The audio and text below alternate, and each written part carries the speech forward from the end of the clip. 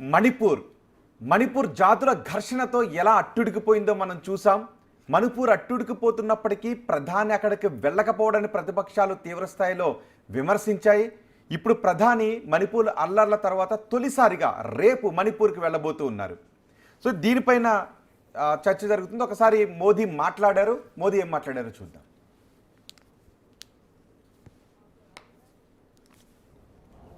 किसी भी सभ्य समाज के लिए ये शर्मसार करने वाली घटना है। पाप करने वाले, गुनाह करने वाले कितने हैं, कौन है, वो अपनी जगह पे है, लेकिन बेइज्जती पूरे देश की हो रही है। 140 करोड़ देशवासियों को शर्मसार होना पड़ रहा है। मैं सभी मुख्यमंत्रियों से आग्रह करता हूं कि वे अपने राज्य में कानून व्यवस्थाओं को और मजबूत करें, खास करके हमारी माताओं बहनों की रक्षा के लिए कठोर से कठोर कदम उठाएं। నాగేశ్వర్ గారు, అల్లర్లు జరుగుతున్నప్పుడు మోదీ వెళ్ళలేదు, ప్రతిపక్షాలు విమర్శించాయి. ఇప్పుడు అభివృద్ధి కార్యక్రమాలకు శంకుస్థాపన చేయడానికి మోదీ అక్కడికి వెళ్తున్నారు. సో ప్రతిపక్షాల విమర్శలకు ఈ పర్యటనతో చెక్ పడే అవకాశం ఉంటుందా? మోడీ ఎలాంటి పొలిటీషియన్ అంటే శ్వాసలో కూడా రాజకీయం ఉంటుంది. That is how Modi is winnowing the elections.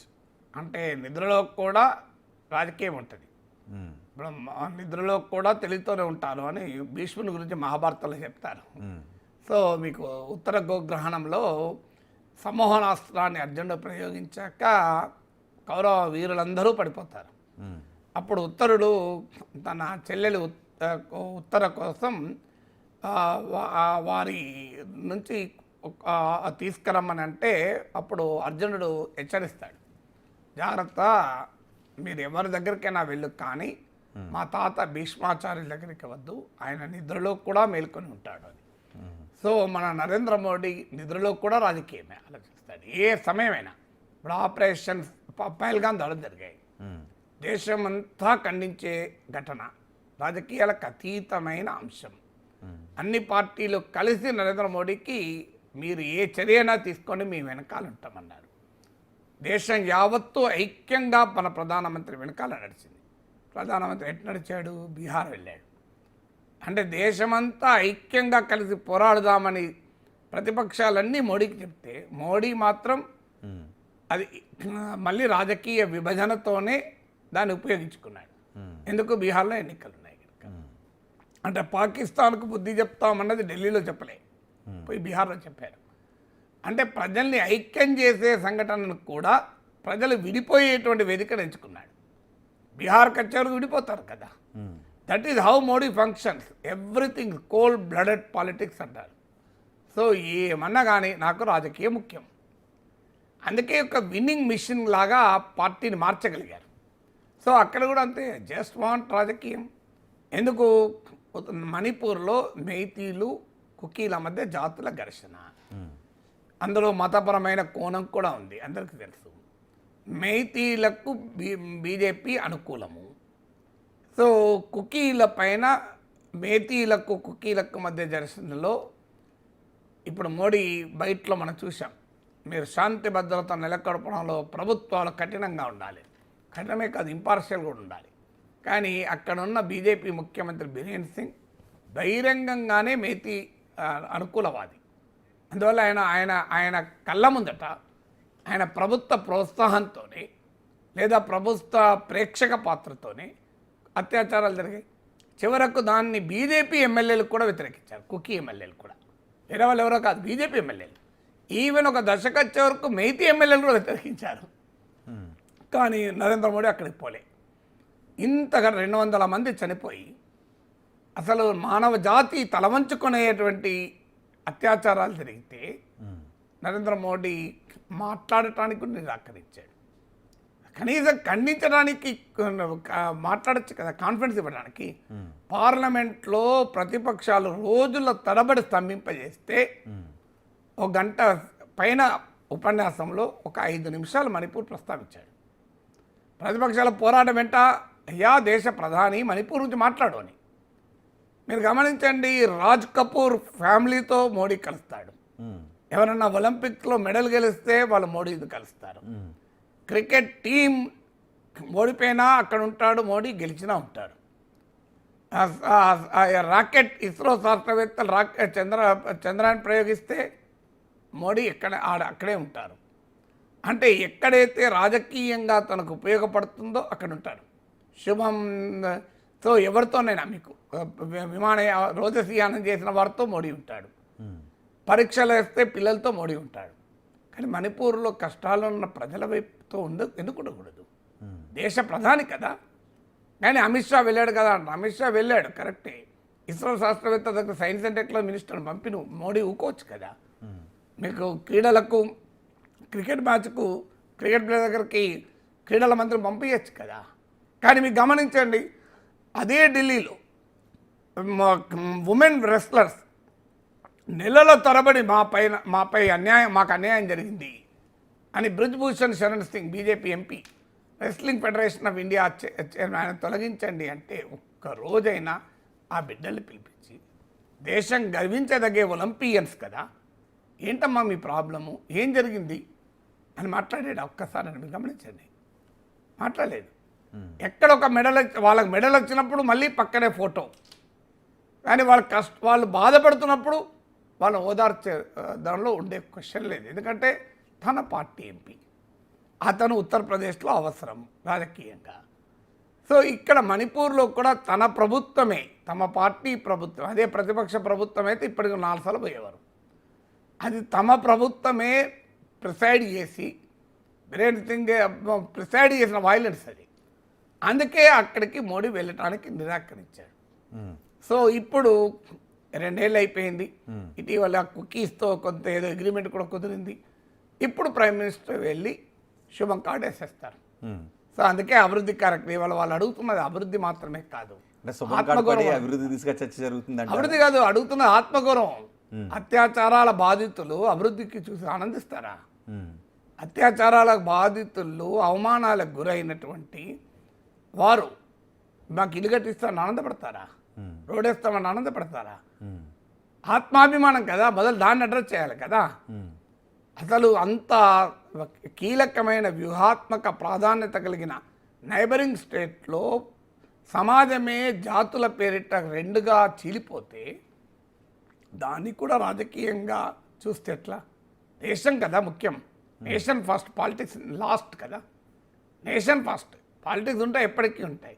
Politics should unite people, it should not divide people. Unfortunately మణిపూర్లో పాలిటిక్స్ డివైడ్ చేస్తే ప్రైమ్ మినిస్టర్ యునైట్ చేయకపోవడం వల్ల విమర్శలు వచ్చాయి. ఎక్కడికి వెళ్ళాడు? ప్రపంచమంతా వెళ్ళాడు కదా ప్రైమ్ మినిస్టర్ ఈ కాలంలో. మనకు తెలియని పేరు వినని దేశాలకు కూడా వెళ్ళారు, అన్నిటికి వెళ్ళారు. ఆ దేశమంతా పర్యటించారు కదా ఈ 2 ఏళ్లలో. పోని ఊరు లేదు, పోని రాష్ట్రం లేదు కదా. ఏం పాపం చేస్తారు మణిపూర్ బిడ్డలు? వాళ్ళు మన భారతీయులు కారా? ఏం జరుగుతుంది జరగదు తర్వాత కొంత స్వాంతన కదా. మా దేశ ప్రధాని మా దగ్గరికి వచ్చాడు ఈ కష్టకాలంలో, మమ్మల్ని ఓదార్చారు అని ఒక కాన్ఫిడెన్స్ ఉంటుంది కదా. 2 ఏళ్ళు పడుతుందా ఒక ప్రైమ్ మినిస్టర్ ఒక కల్లోలిత రాష్ట్రంలో 100లాది మంది చనిపోయి వేలాది మంది నిర్వాసితులైతే ఇండ్లు కాలబడితే పరిస్థితి ఏంటి? ఆఖరికి నిన్నటిదాకా మిత్రులు ఇలా శత్రువులుగా మారిపోతే, నాకు అర్బన్ కంపెనీలో ఫేషియల్కు పిలిస్తే ఒక అతను వచ్చాడు, మణిపూరి అతను. సో ఆయన హన్ మిన్ లున్ అనేది ఉంది పేరు. అని అడిగాను, ఆయన కుకీ అట. ఆయన ఏం చెప్తున్నారు సార్, మా దగ్గర ఉన్న పరిస్థితి ఏంటంటే కుకీ పురుషుడు, మేతి మహిళ పెళ్ళిళ్ళు చేసుకున్న సందర్భాలు ఉంటాయి. మేతి పురుషుడు, కుకీ స్త్రీ, భార్యాభర్తలు విడిపోయారు, బిడ్డలు తల్లిదండ్రుల నుంచి దూరం అయ్యారు. ఎందుకంటే ఇటు మేతి కోడలు కుకీ ప్రాంతానికి వస్తే బతకడమే కష్టం. కుకీ బిడ్డ కోడలు మేతిల కోడలు మేతి ప్రాంతానికి వస్తే అక్కడ కుకీ అని ఆఖరికి భార్యాభర్తల సంబంధాన్ని కూడా బీటలు మార్చింది. అంతని పరిస్థితి ఉంటే ప్రైమ్ మినిస్టర్కి 2 ఇయర్స్ పడితే ఎట్లా? ఒకసారి ఆలోచించాలి కదా. అవును, ఇప్పుడు అదే చర్చ జరుగుతుంది. కానీ బీజేపీ ఈ పర్యటన ద్వారా ఈశాన్య రాష్ట్రాల అభివృద్ధికి బీజేపీ ఎంత ప్రయత్నం చేస్తోందో ప్రపంచానికి తెలుస్తుందని అంటున్నారు. నిజంగా ఈ పర్యటన ద్వారా ఈశాన్య రాష్ట్రాల ప్రజల్లో బీజేపీకి మరింత విశ్వాసం కలిగే అవకాశం ఉంటుంది. బీజేపీకి విశ్వాసం కలగాలి, దేశం మీద విశ్వాసం కలగాలి. మొదలు బీజేపీ దేశం ఉంటేనే బీజేపీ ఉంటుంది కదా, దేశమే లేకపోతే బీజేపీ ఎక్కడికి వెళ్తుంది? అది భారతీయ జనతా పార్టీ కదా, భారతదేశం ఉంటేనే బీజేపీ కదా, భారత జాతీయ కాంగ్రెస్ కదా, భారతదేశం ఉంటేనే భారత జాతీయ కాంగ్రెస్లు, భారతీయ జనతా పార్టీలు, భారతదేశం లేకపోతే ఇంకెవరుంటారు? అందువల్ల భారతదేశంలో ప్రజల ఐక్యత మనకు ముఖ్యము. ప్రతిదాన్ని రాజకీయ కోణంలో చూడకూడదు. అధికారం శాశ్వతం కాదు, అన్ని రాజకీయ కోణం అవసరం లేదు. దేర్ షుడ్ బి సమ్ మానవత్వం ఉండాలి, హ్యూమానిజం ఉండాలి. సో మానవీయతను మించినటువంటిది ఏముంటుంది? అన్ని ఇదేంటే రాజుల కాలమా? రాజ్యాలు రాజకీయాలేనా? అధికారాలేనా? 2 ఏళ్ల పాటు దేశ ప్రధానిని, దేశంలో ఉన్న రాజకీయ పార్టీలు, పౌర సమాజ సంస్థలు, ప్రజలు ముక్త గంటంతో మణిపూర్ వెళ్ళండి, మణిపూర్ వెళ్ళండి, మణిపూర్ వెళ్ళండి అని అడిగితే ప్రైమ్ మినిస్టర్కు 2 ఏళ్ల వరకు సమయం దొరకలేదా అన్నదే ఆవేదన. కానీ ఇప్పుడు వెళ్ళటంలో వ్యూహాన్ని ఎలా చూడాలి? నిజానికి ఎప్పుడైనా వెళ్ళడం, ఇంతకాలానికైనా వెళ్తే ఆనందించాలి, దానికి ఏమీ అభ్యంతరం లేదు. ఇప్పటికే ప్రతిపక్షాలు అంటున్నాయి 2-3 గంటల పర్యటన ఆ గాయాన్ని మానుస్తుందా అని విమర్శించే వాళ్ళు కూడా ఉన్నారు. మనమే అడిగినాం కదా పొమ్మని. లేట్గా పోయినా బెటర్ లేట్ దెన్ ఎవర్ కదా. రాహుల్ గాంధీకి ఓట్ చోరీ క్యాంపెయిన్ ఉంది, నాకు లేదు కదా, నేను ఎందుకు బాధపడతా? రాహుల్ గాంధీ ఇప్పుడు అది కాదు ఎజెండా, ఇప్పుడు ఓట్ చోరీ ఎజెండా అంటున్నాడు. సో దానికదే మనము పోవాలి అని అందరం అడిగి, పోతున్నప్పుడు మళ్ళీ ఎందుకు పోతున్నాం అని అడిగితే అర్థం ఉంటుందా? లేట్ అయినా వెళ్తున్నాడు, లెటర్ వెల్కమ్ ఇట్ హోల్ హార్టెడ్గా. కనీసం మణిపూర్లో సాధారణ పరిస్థితి ఇప్పటికైనా వస్తాయని ఆశించుదాం. మళ్ళీ అక్కడ కూడా రాజకీయం అవసరం లేదు.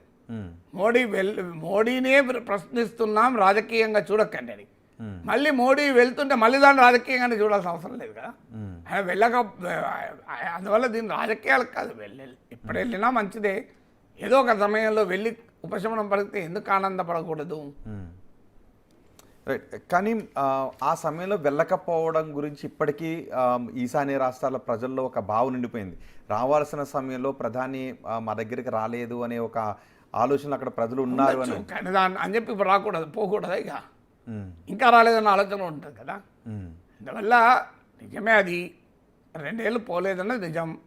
ఇప్పుడు మా తల్లిదండ్రుల ఇష్టాలకు భిన్నంగా పిల్లలు పెళ్ళిళ్ళు చేసుకున్నారు, తల్లిదండ్రులు దూరం పెట్టారు, పెళ్ళికి కూడా రాలే, నా బిడ్డవే కాదు నొక్కు, నా కొడుకువే కాదని శాపించారు. ఈ లోపల మనవడు పుట్టాడు, మనవరాలు పుట్టారు, ప్రేమ పుట్టుకొచ్చింది. ఎక్కడ పోతుంది? పుట్టిన బిడ్డ పట్ల పేగుబంధం పోదు కదా, రక్తబంధం పోదు కదా. సో అప్పుడు వస్తారు, వస్తే 3 ఏళ్ళు రాలే, ఇప్పుడు ఎందుకు వచ్చినాం అంటే ఎట్లా?